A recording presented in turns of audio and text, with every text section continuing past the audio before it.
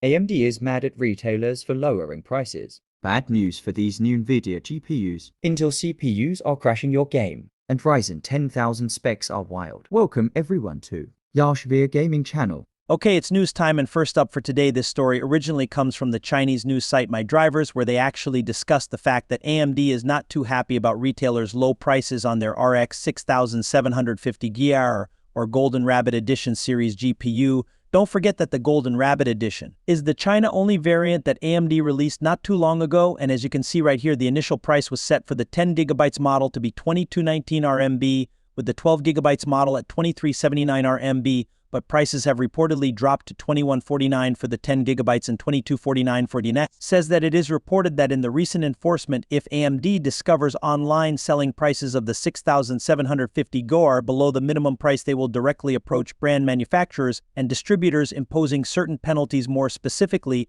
for the first, second, and third instances, a fine of 500 yuan per card will be imposed, and if a fourth instance is identified, a fine of a yuan will be applied, and AIB brand manufacturers will be required to halt sales directly to those retailers. So yeah, they are not happy about this at all, but what's wild to me is the fact that they have yet to even launch their newer RX 7600 XT into the Chinese market. And you can see down here that it says the strategic move allows AMD to clear out existing stock of GPUs while paving the way for the introduction of the newer architecture.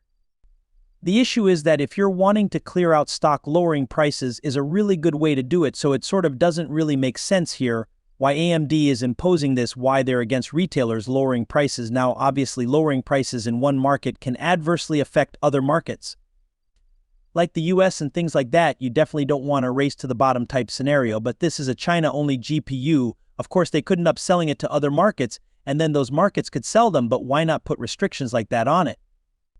I don't know, this does seem like a fairly odd move from AMD, and given GPU prices lately, I definitely don't think this is a great move. And next up for today, if you've been following this channel, and of course if you aren't, you definitely should subscribe and make sure to hit that bell icon so you keep up with all the new PC hardware news.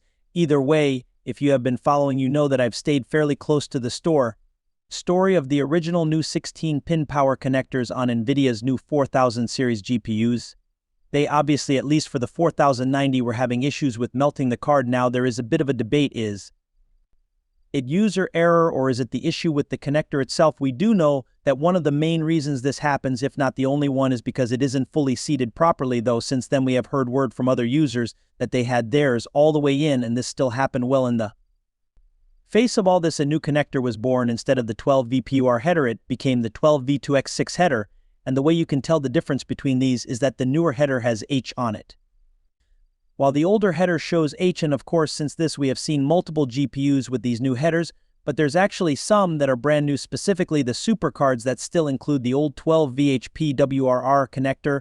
And to quickly go over some of these differences, well, for one, the new header can actually transmit even more wattage than the older one, but there's a couple really crucial differences to the connector itself. You can see here that the S pins have actually been pushed a little bit back, and what this should do is that if it isn't inserted all the way, it will likely just cease to work. Compare that to the older one. The pins are obviously much longer, so they shorten them quite a bit here, and I do think that's obviously an important change, along with a few others.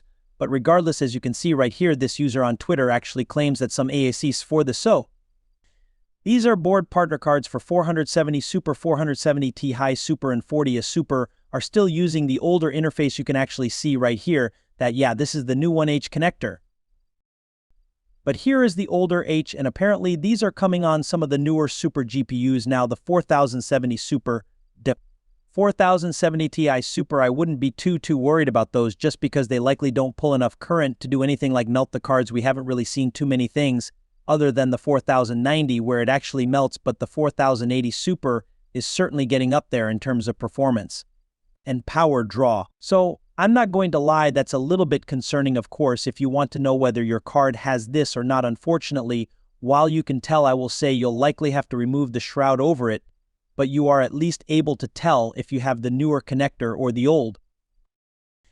And next up, there's been some reports, increased reports of crashing in Unreal Engine games, and at least one organization seems to know who to blame. As you can see right down here, it says a division of Epic Games is pointing the finger at Intel's latest CPUs when it comes to an increasing Number of reported Unreal Engine game crashes. Modern top-end CPUs are jammed full of cores all running at high speeds. It takes a lot of energy to keep them running like this. That's particularly true for Intel's most recent Core i9 processors, which are some of the most power-hungry chips around, and to eke out even more performance, motherboard vendors often use BIOS settings that push things even further, and at least according to this, it says that all of this seems to be the culprit for increased reports of games in app craft, especially those built in Unreal Engine, and this comes from RDNA5. Division of Epic Games that developed the video codec and OOD data compression tech used in hundreds of games on the market. It actually points it right to Intel now, before I get a little bit further into this. Problems have nothing to do with any code in its products or Unreal, and notes that other software like Cinebench, Handbrake, and Visual Studio also exhibit the same issue. So yeah, they're flat out calling Intel out here now. Whether this does 100% end up being the case, I have no doubt that this almost certainly won't be the last that we hear from this, but once again, it's pretty wild hearing something so specific from a company. Either way, if you are having this issue, there are at least a couple things that you can do. As you can see right here, it says one simple fix that may work as reducing the clock multiplier for the P cores down a notch or two. For example, the default value, let's say it's 55, then you'd want to drop it down to 54 or 53, and that could stop the crashes from occurring. Now, they do go on to state that the easiest way to do this is through XTU, though obviously you'll have to reapply the settings every time you boot your computer. A more permanent way is through the BIOS. There's also a couple more settings that they mention here. It says while you're there, which meaning the BIOS, you may also want to tweak a few of their values. I have an Asus motherboard in my PC, and it has one specific setting labeled Asus Multicore Enhancement. This forces the CPU to operate a little faster than Intel's default values, but it also makes the CPU consume more energy, disabling it lowers performance a notch, though you will gain more stability. There are a couple more examples of fixes that they mentioned further on, but basically this is not a good look for Intel. We always knew that 13 Gen and of course 14 Gen are some pretty power-hungry beasts, but I never would have imagined that they were having stability issues this badly, that major companies were having to come out and say, yeah, it's not US, stop blaming us, it's Intel.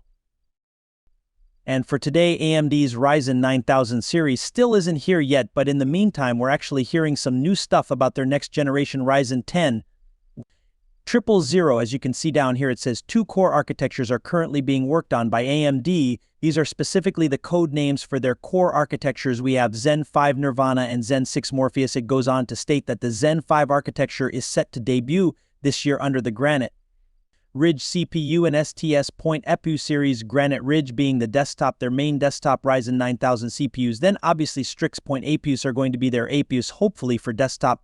But then of course notebooks. It then goes on to state that the former is said to incorporate the same R2i GPU as Raphael, as both architectures are said to use the same I/O die where the GPU is located. GS Point, on the other hand, is the APU that's apparently set to use Navi 3.5, but now we move on to Zen 6. This one, obviously codenamed Medusa, will apparently get a pretty major shift. These are coming from known Laker Everest on Twitter. And you can actually see right here, it says that Medusa will use a 2.5D interconnect with a much higher bandwidth. Remember that the interconnect is very important, especially with AMD CPUs, just because they use a multi-chiplet design. So you have multiple chiplets combined into one using what they call the Infinity Fabric, which is their interconnect. But this is apparently going to have a much faster one using a 2.5D interconnect instead of their more traditional multi-design, meaning that the discussion between 2 chiplets should be significantly faster. And one thing that's really interesting about this, and it's something that you definitely know from AMD in the past, is that games really like to talk cross CCX. Earlier on with the Zen architecture, the interconnect was so slow that AMD didn't really do all that great in games, yet did amazing in multi-threaded workloads for more professional applications. Since then, they have made the interconnect quite a bit faster. Therefore, it's helped them make some pretty big leaps in gaming, as well as obviously increasing clocks and things like that, but a much faster interconnect, like a complete redesign of the interconnect, could make for way faster gaming performance. Not only that, but according to this, Medusa is apparently set to come with an RDNA5 iGPU, meaning it's set to skip RDNA4. Now, this is obviously good news for Ryzen 10,000s, but it may not be all that great for RDNA4, because this more or less looks like it might kind of be confirming the fact that RDNA4 isn't set to be some big leap over RDNA3 instead, it's mostly going to be focusing on more mid to lower end GPUs. With that said, RDNA5 GPUs and Ryzen 10,000, as well as that new interconnect, could make for a monstrous upgrade, fingers crossed. So while that does it for today, are you pumped for Ryzen 9000 and then of course Ryzen 10 to 000? Let me know down in the comments below, and if you liked the video, please subscribe and give it a thumbs up, and as always, have a great day.